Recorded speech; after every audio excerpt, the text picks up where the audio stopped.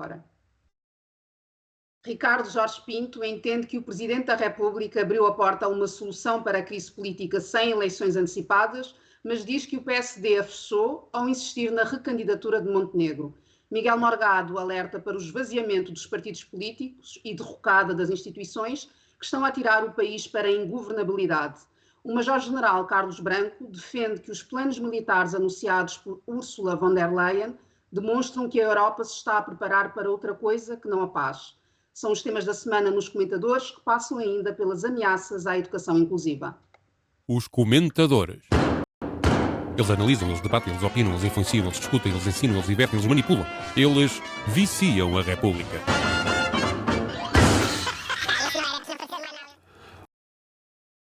Ora viva, cá estamos para mais uma edição dos comentadores. Parece que estamos em crise política, parece que vai haver eleições, parece muita coisa. E o Presidente Marcelo Rebelo de Sousa está na Berlinda. Ricardo Jorge Pinto comentou este assunto desta forma. Fiquei com a ideia de que Marcelo aceitaria bem uma solução de substituição do Primeiro-Ministro depois da demissão deste governo. Agora, ele, perante esta questão em que o PSD lhe diz, e ele diz que ouviu o Luís Montenegro, ouviu o Hugo Soares dizer de forma pública e perentória que o líder, que o melhor candidato que o PSD teria era Luís Montenegro, naturalmente o Presidente da República fica com a ideia de que o PSD não quer substituir o líder e, não querendo substituir o líder, não vê outra opção que senão ir para eleições antecipadas. E desse ponto de vista, Marcelo fica com a vida facilitada. Agora, parece-me que, na verdade, quando olhamos para as sondagens, a Maria Flor estava a dizer como é que aferimos que as pessoas não querem eleições. As sondagens diziam de forma muito clara, aliás, diziam duas coisas. Em primeiro lugar, que as pessoas achavam que ir para haver eleições ou que esta legislatura não chegar ao fim não era positivo, e diziam também, pelas intenções de voto, que, havendo eleições antecipadas, basicamente as coisas ficariam na mesma. Mas também foram sondagens antes desta crise política, não? Sim, agora é isso. Agora veremos com esta crise política, em primeiro lugar, como é que ficou a credibilidade do Luís Montenegro e como é que fica também a imagem do próprio PSD perante tudo isto. E essa penso que é a tal janela de oportunidade que agora Pedro Nuno Santos terá que saber aproveitar se quiser ser verdadeiramente a alternativa, que eu acho que ele estava a preparar apenas para o próximo ano, como de resto estava também o Presidente da República, quando numa declaração deu ali a entender que achava que este orçamento para 2026 não ia passar, mas que isso já seria um problema do próximo Presidente da República, que ao fim de 6 meses de tomar posse, teria que decidir o que fazer ao Parlamento. Ora bem, Paula, como é que viste esta crise, a moção de censura do PCP, depois há a ideia de que ia haver uma comissão de inquérito a Luís Montenegro, e a apresentação de uma moção de confiança e, finalmente, o anúncio por parte do Presidente da República de que provavelmente iria haver eleições? Olha, é época de moções, não é? Época de moções, mas eu fui acompanhando, aliás, isto começou com a novela, os últimos episódios começaram no sábado com aquela declaração de Montenegro, péssima não só no conteúdo, mas e depois também na forma. Mas acho que Ricardo Jorge Pinto tem razão quando ele faz esta referência àquela que seria a preferência de Marcelo Rebelo de Sousa, porque viu-se ao longo das últimas semanas esta inclinação para manter o governo da AD a qualquer custo. Isso ficou demonstrado pelo silêncio. Eu acho que o silêncio tinha que ver com esta esperança de ver a poeira assentar e quando o Presidente falou, efetivamente, na minha interpretação, deixou no ar essa ideia de que quereria manter o governo com outro Primeiro-Ministro. Essa opção acabou por ficar afastada com esta insistência do PSD na recandidatura de Montenegro, que entretanto também já confirmou que está de facto na corrida, e acho que estes desenrolados acontecimentos, pelo menos, terá surpreendido a todos. A mim, pelo menos, surpreendeu-me, sendo que, conforme eu dizia, para mim foi especialmente inacreditável o conteúdo e a forma da comunicação ao país no último sábado, em que só faltou ao Primeiro-Ministro dizer que foi forçado a se candidatar ou a regressar à política ativa. E depois também acho que fingiu, ao longo deste tempo todo, ao longo deste empurra com a barriga, foi fingindo que não percebia qual é que era o fundamento das críticas à empresa familiar.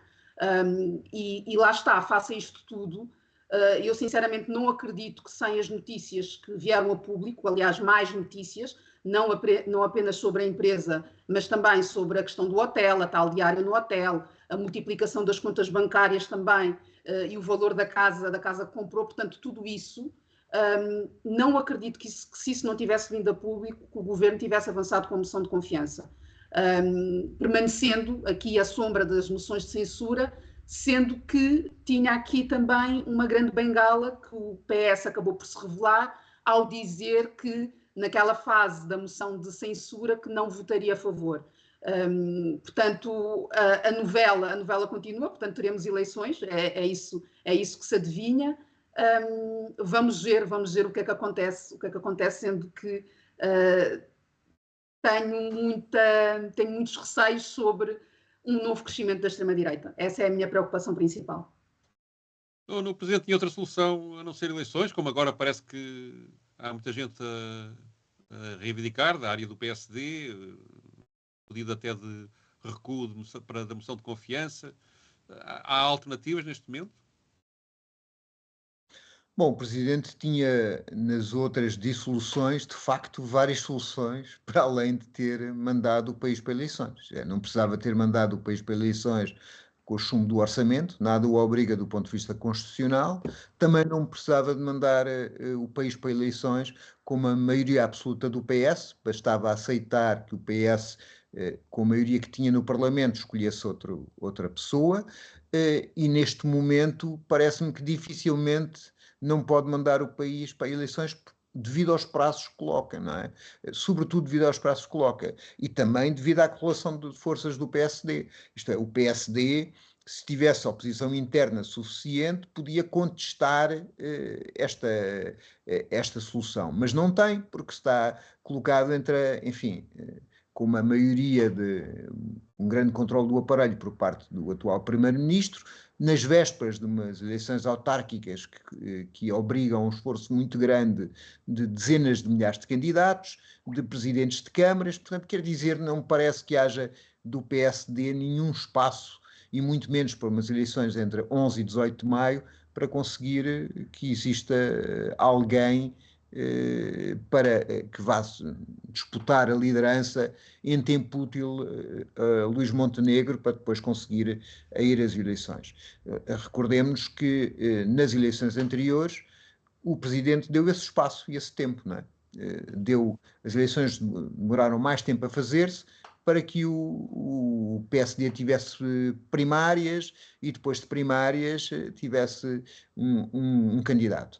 Tal como a Paula, aquilo que me assusta é que uma campanha... Nós estávamos há 2 semanas, nós tínhamos tido uma moção de censura do Chega para esconder, a dividir de uma forma muito prosaica, o bêbado, o pedófilo e o ladrão de malas, não é? Quer dizer, isto é, tivemos uma moção de censura para escondermos uma data de casos e casinhos no Chega e poderem ser abafados por enfim, uma empresa que tinha no seu cerne a especulação imobiliária. Como disse Montenegro na altura, foi ao lado, mas havia lado, e o lado era, de facto, uma empresa inexplicável, que o Primeiro-Ministro afirma que teria que ter, que não iria entrar em conflito de interesses, mas o problema é que ele não declarou esses interesses. Nós ainda hoje não sabemos os clientes desta empresa. E, portanto, uma campanha política que seja feita sobre esta aura da corrupção dos políticos é uma coisa que aparentemente é vantajosa à extrema-direita, porque retira da discussão os problemas dos portugueses e as suas soluções. E nós vemos que isso é a grande questão, aliás, como vemos hoje, com a pressa do PSD em passar para parcerias público-privadas, mais 5 hospitais, e provavelmente só não privatizam a TAP se não puderem. Sim, esta crise, aliás, agora não há parte, teve o condão de esconder o escândalo que é aquilo que a Ministra da Saúde tem feito e a fragilidade política em que ela estava. Indiretamente, ela foi salva, nomeadamente na questão do INEM e do relatório que foi feito sobre o facto do Ministério da Saúde não ter comunicado ao INEM a existência de uma greve para o INEM ter tempo para se preparar. Mas, além dos outros casos todos, não é? E, entretanto, aproveita e vai criando estas parcerias público-privadas. De facto, estas crises políticas por estes tipos de motivos que são importantes, mas que não são, de facto, não refletem as preocupações fundamentais dos portugueses, mas servem, no fundo, para muita coisa passar-se sem que os médias tenham a atenção devida e a opinião pública acabe por também deixar passar as coisas sem a devida crítica ou sem a devida análise. Mas sobre este caso concreto, eu penso que o Presidente da República, aquilo que o Ricardo Jorge Pinto diz, eu penso que o Presidente da República, até pelas decisões que o Nuno já explicou, quer pela situação política concreta, em que há nitidamente, digamos, a parte da oposição, imaginemos o que era, digamos, passar isto arrastar-se com a comissão de inquérito, a estabilidade política que tanto fala é viável com o Primeiro-Ministro todos os dias a ser interrogado sobre uma suspeita de incompatibilidades, com provavelmente uma abertura de inquérito no Ministério Público, com uma comissão de inquérito a chamar a mulher, os filhos, os trabalhadores da empresa dele, os funcionários que fazem lá as consultorias, os clientes, descobrir-se que, de facto, houve uma intenção de esconder rendimentos e clientes por parte de Luís Montenegro. Eu creio que hoje em dia isso é inegável. E, portanto, tudo isso ser reafirmado constantemente. Isso ia... Como é que um governo pode funcionar assim? Provavelmente, todas as medidas legislativas que o governo tivesse na cabeça, todas as iniciativas que tomasse, iriam ser altamente contestadas, iriam ser chamadas ao Parlamento, anuladas, enfim, não me parece que aquela ideia de governabilidade que as pessoas que frequentam o poder habitualmente têm, não me parece que seja uma vida muito boa essa que a não existência de eleições pudesse provocar. Agora sim, é uma situação, até pelas razões em que são de exclusiva responsabilidade do Primeiro-Ministro, em que estas eleições são convocadas, é um terreno favorável para o Chega. É evidente que sim. Mas, enfim, ainda há combate político para fazer, ainda há muita coisa que se pode passar até lá. Vamos ver como é que isto evolui.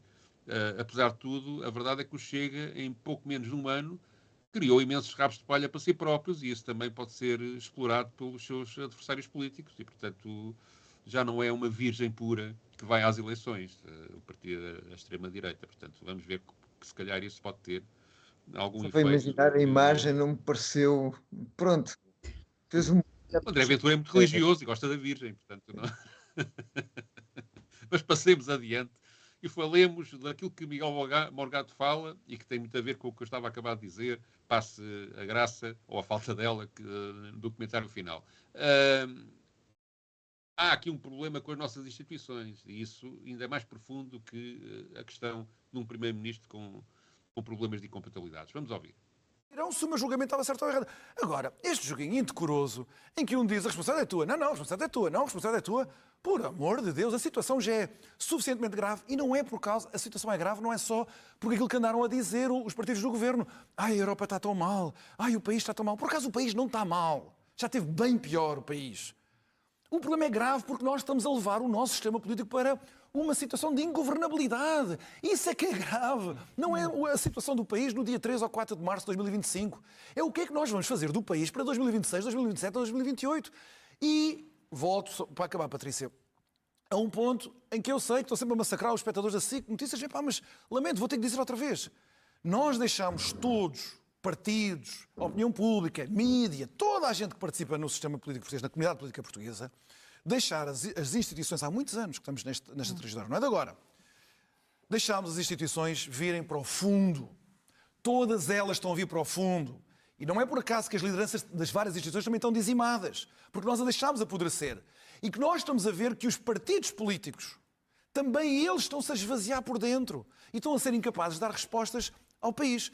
E o país o que é que está a fazer? Está a fragmentar o seu apoio, está a dificultar a tarefa ao Presidente da República, que esbanjou todo o seu capital político nestes 10 anos da maneira irresponsável como ele o fez, a preparar-se para eleger uma pessoa que não tem provavelmente qualificações para um cargo nesta situação específica que o país está a viver, e nós temos que começar a pensar nisso. Nós queremos preservar as nossas instituições ou não? Então nós temos que passar a recompensar políticos que tenham posturas de respeito e cultivo das instituições. E temos que passar a penalizar os políticos que usam as instituições para seu benefício e as distraem assim. Nuno, aposto que estás de acordo com o Miguel Morgado. Ou aposto mal? Não. Eu não, assim, o meu problema é que eu estou a imaginar o que é que o Miguel Morgado está de facto a pensar. Não é que o discurso dele não seja um discurso racional, mas parece-me que está um bocadinho o Passos Coelho de rabo de fora, não é? É aquilo que me parece subjacente neste discurso, não é? E subjacente nesse discurso uma outra coisa, que é, há de facto uma maioria clara neste Parlamento, que é a maioria de direita. E para gente de direita teria sido lógico colocar nessa maioria o Chega e governar em função disso, em função de um PSD aditivado pelo Chega e pela Iniciativa Liberal. Não é? Parece-me que esta é a parte subjacente do discurso. A degradação das instituições, eu não consigo concordar com ele, não porque elas não estejam degradadas, mas porque, na minha opinião, elas estão degradadas por uma questão que ele não aborda nem está de acordo. E a questão é a seguinte, isto é, uma política em que a democracia não pode escolher a economia, que não pode escolher quais são as grandes opções, não pode escolher os apoios sociais, não pode escolher a transformação da situação da habitação, o aumento dos salários, é uma política que está esvaziada. E como está esvaziada, nós temos partidos que se alternam para fazerem políticas muito parecidas, porque no fundo, as questões nucleares das nossas sociedades foram retiradas do quadro nacional e colocadas no quadro europeu. E então é natural que as instituições se degradem, porque elas servem para tocar o hino e hastear a bandeira, e para pouco mais, não é? Claro que podem agravar muito a nossa vida, mas para a mudar para melhor, elas não servem.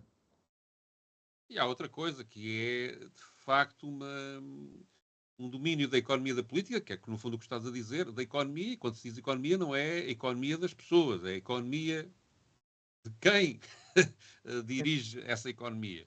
E uma confusão muito grande entre o que é privado e o que é público, e uma promiscuidade, de facto, cada vez mais acentuada entre o que são negócios do setor privado, e que, no fundo, é o que está aqui na base do problema de Luís Montenegro, que é a perda, digamos, da lucidez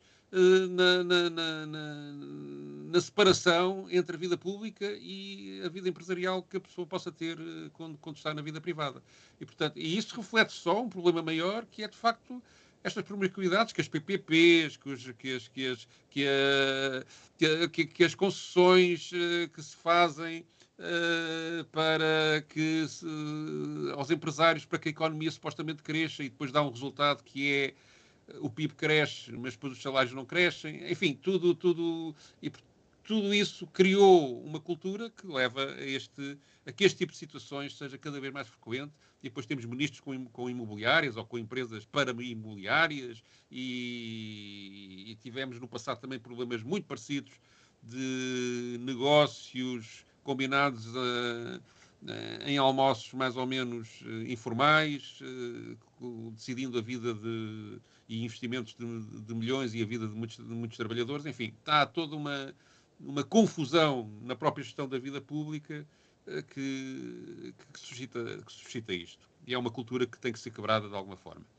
Paula, o que pensas então sobre a degradação das instituições? Olha, penso que a Assembleia da República tem sido um espelho dessa degradação. Mas antes disso, este olhar de Miguel Morgado para o país a dizer que acha que não está assim tão mal, quer dizer, eu não sei em que país é que ele está a viver, porque aquilo que eu observo, primeiro é a frição de situação do Estado, não é, da nação, em função de já esteve pior, acho que não é o melhor indicador.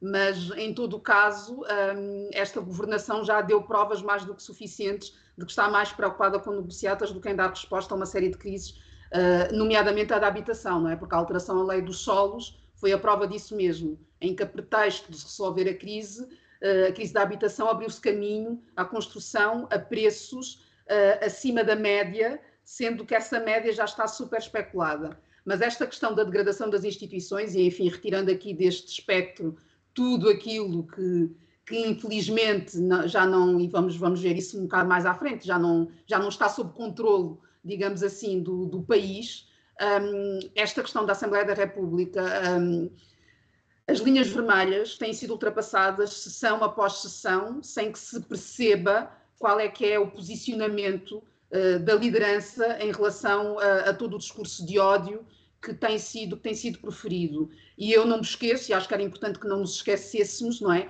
da permissividade com que Aguiar Branco recebeu e tem recebido o discurso de ódio da bancada do Chega. As queixas têm-se ouvido, têm vindo das outras bancadas e a mensagem que passa é que não faz mal. Portanto, e eu questiono-me, né, qual é que será o limite, porque por este andar qualquer dia, aquelas imagens que eu lembro-me que nós víamos nos noticiários sobre deputados andarem a pancada por uma série de parlamentos no mundo e que causavam muita perplexidade, pelos vistos já estivemos mais longe disso acontecer. E eu gostava que não tivéssemos de assistir a cenas dessa natureza, porque pelos vistos as agressões verbais não têm recebido a devida aprovação parlamentar. E acho que a esse nível, sim, há muito para fazer e não é assim tão difícil. E, entretanto, temos guerra, porque a Europa quer continuá-la, pelos vistos, vai investir 800 mil milhões de euros em aumento de despesa militar, e sobre isso ouvimos este comentário do Major-General Carlos Branco. Van der Leyen referiu armar urgentemente.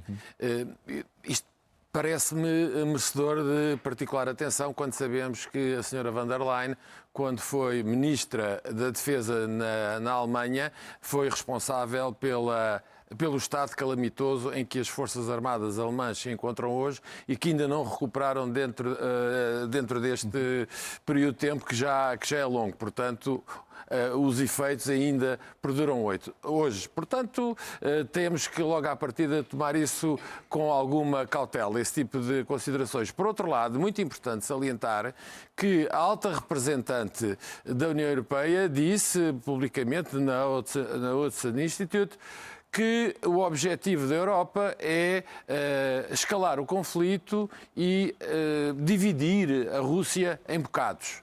Por outro lado, também temos o comissário da Defesa e do Espaço da União Europeia a dizer que o objetivo da Europa é prolongar o conflito para, entretanto, adquirir capacidades para combater a Rússia. Ou seja, eu não vi da parte da senhora Van der Leyen nenhum repúdio sobre este tipo de comentários e deste tipo de afirmações. Portanto, o que só se pode concluir uma coisa, é que este discurso de paz é um discurso balofo, porque no fundo a Europa está-se a preparar não para a paz, mas para outra coisa. Curiosamente, nós não ouvimos do outro lado um tipo de diálogo ou de declarações parecidas com estas que se ouve do lado europeu. Parece que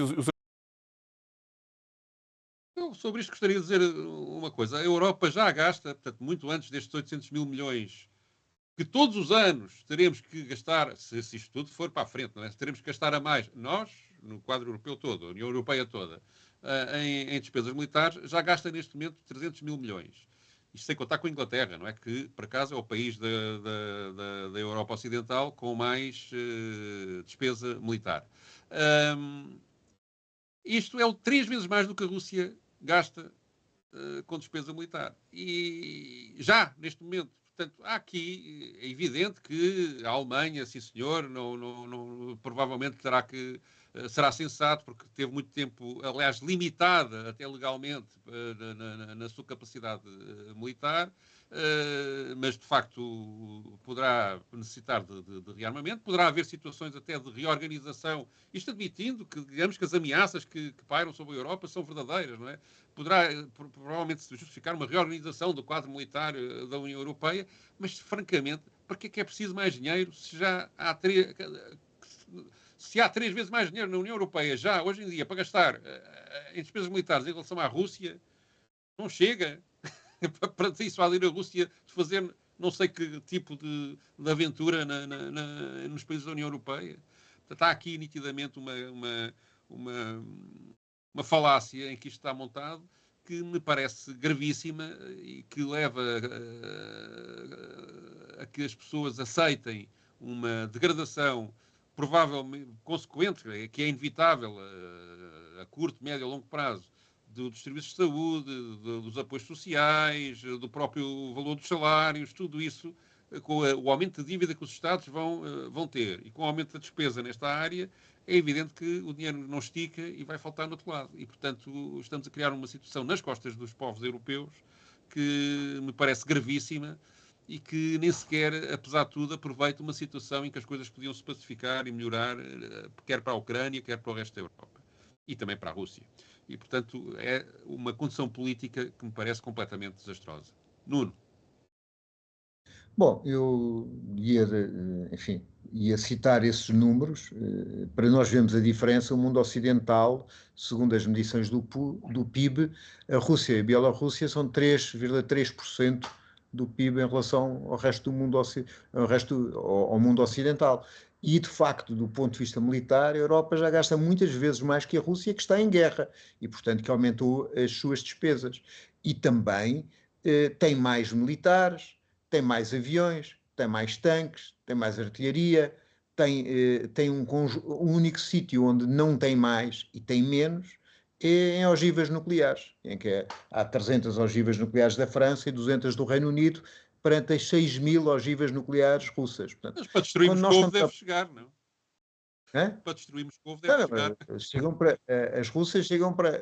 Isto é, aquilo que acontece é que um cenário da aposta de exaspersão da Comissão Europeia de uma paz feita à força, que é no fundo uma expressão orwelliana para dizer de uma guerra com a Rússia, aquilo que nos vai conduzir a uma guerra nuclear, porque a Rússia tem na sua doutrina militar o facto de poder usar armas nucleares se estiver em causa a sua existência. Ora, se a Rússia não consegue sequer dar cabo da Ucrânia, certamente, se houver uma série de países com tropas no terreno e atacar a Rússia, e com este pressuposto, vai poder haver uma escalada nuclear, a menos que este rearmamento seja feito para outros objetivos. Quer dizer, pode ser feito para o objetivo de pagar a dívida externa dos Estados Unidos, porque grande parte das indústrias militares que a União Europeia vai comprar são dos Estados Unidos,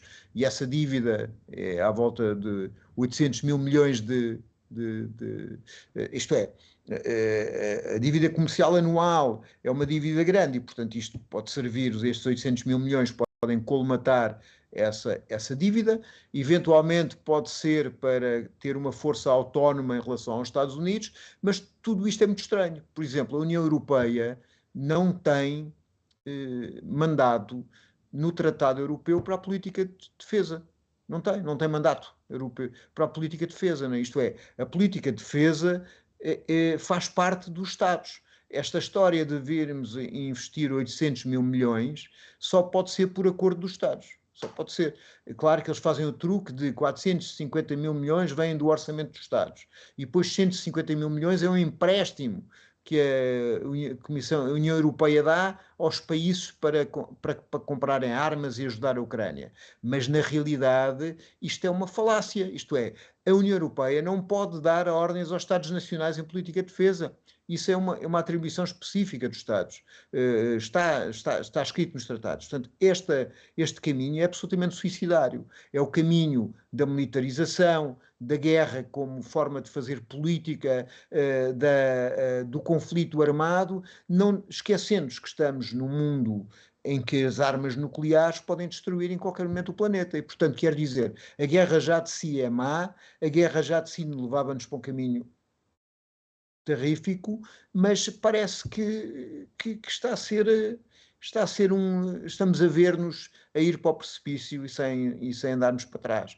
E não me parece normal, por exemplo, nós neste momento, para cumprirmos os 2%, e com isto acabo, teríamos eram 6 mil milhões de euros.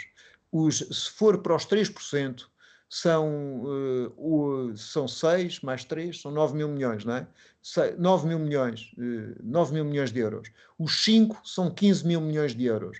15 mil milhões de euros é o Serviço Nacional de Saúde. Significa que com cortes desta magnitude, sejam 6 mil milhões, sejam 9 mil milhões, sejam 15 mil milhões, não vai sobrar em Portugal nada que seja serviço público e nada que seja Estado Social. E, no fundo, isto é uma opção de uma Europa do capital, totalmente privatizada, onde os cidadãos não tenham nenhum direito, porque é bom de ver que a Rússia não vai invadir a Europa, não tem capacidade para isso, já se viu isso, já se percebeu isso, e isto é tudo uma forma de disfarçar uma outra guerra, que é uma guerra de destruição completa do Estado Social.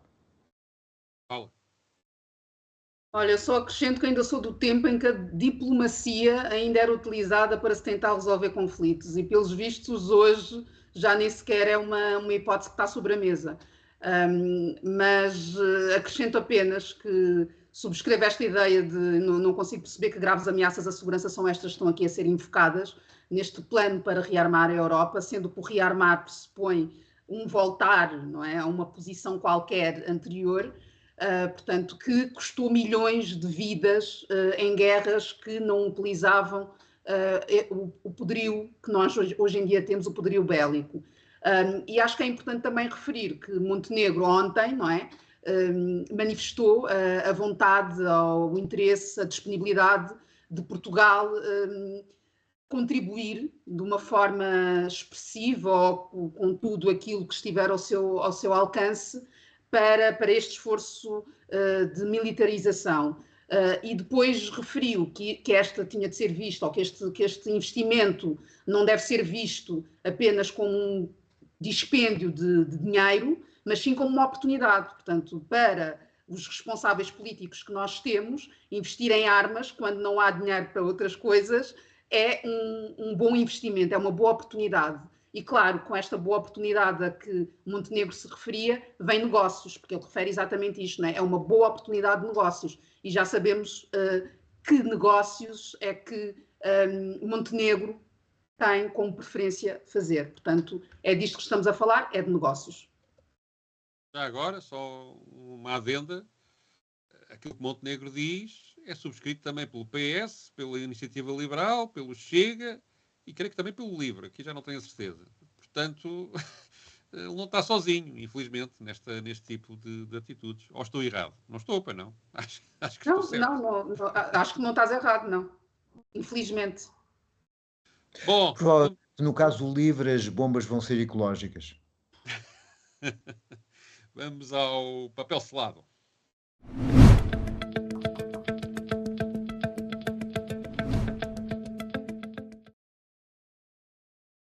Ora bem, um artigo assinado por André Azevedo Soares levanta um problema que no meio destas confusões políticas está a passar um pouco ao lado, que é as atitudes que se multiplicam quer em Portugal, quer lá fora, nomeadamente na administração Trump,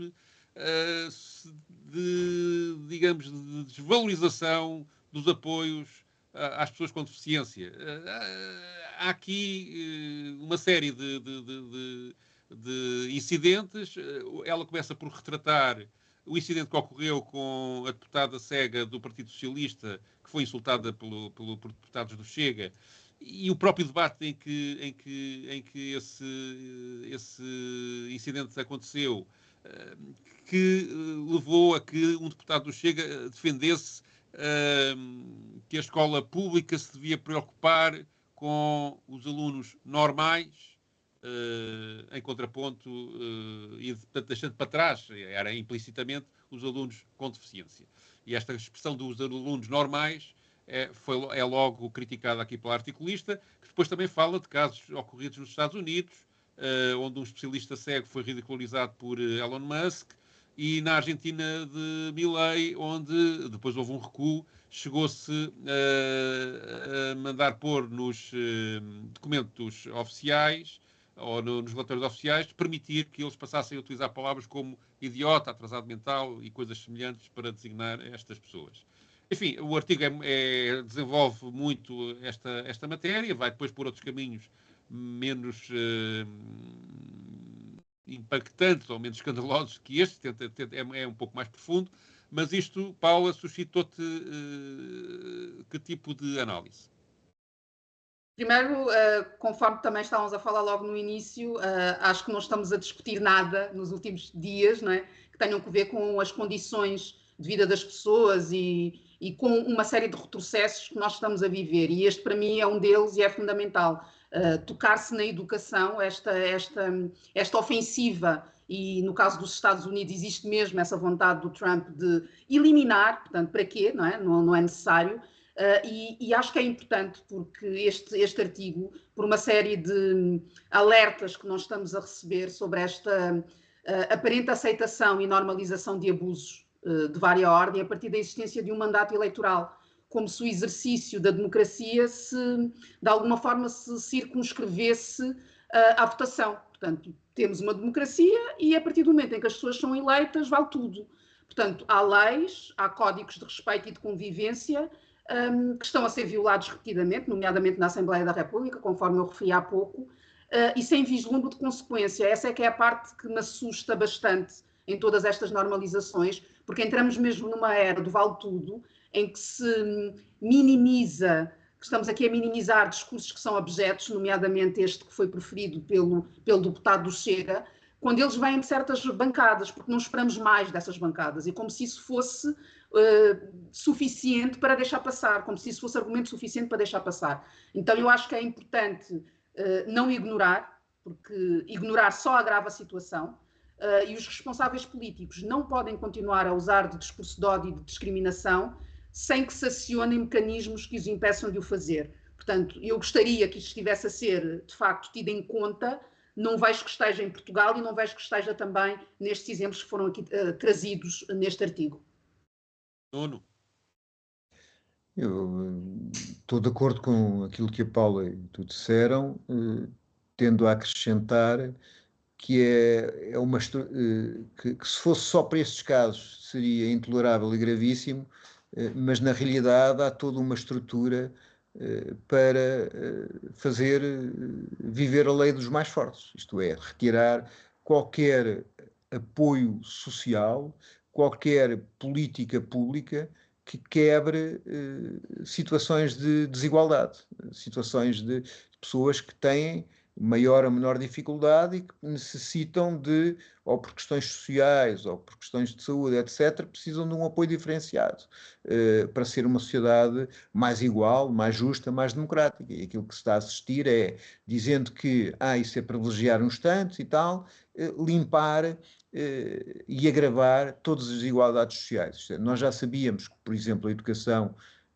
não é um grande elevador, mas era alguma coisa, e neste momento estão a destruir toda a capacidade da educação, poder pegar em pessoas que estão excluídas de outros processos sociais e que não têm poder e que não têm rendimento, poderem ter um lugar na sociedade.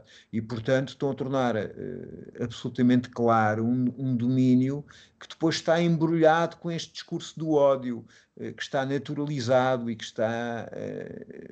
que consegue ter, infelizmente, hegemonia em muitos setores. Na realidade, aquilo que acontece com esta discussão, que ela não ser vista, não é? Passar invisível, acontece com muitas outras coisas e ela tem que ir para a ordem do dia para podermos alterar aquilo que está por trás destas políticas. É uma das razões porque estamos aqui, para combater estas indiferenças a casos graves, e voltaremos a fazê-lo na semana que vem. Passem bem. E é bom dizer que o próximo episódio será o episódio 100 e nós já combinámos que o Pedro Tadeu iria vestido como a Guarda Real grega. E, portanto, não percam. Sim, senhor. Os comentadores. Eles analisam, eles debatem, eles opinam, eles influenciam, eles discutem, eles ensinam, eles divertem, eles manipulam. Eles viciam a República.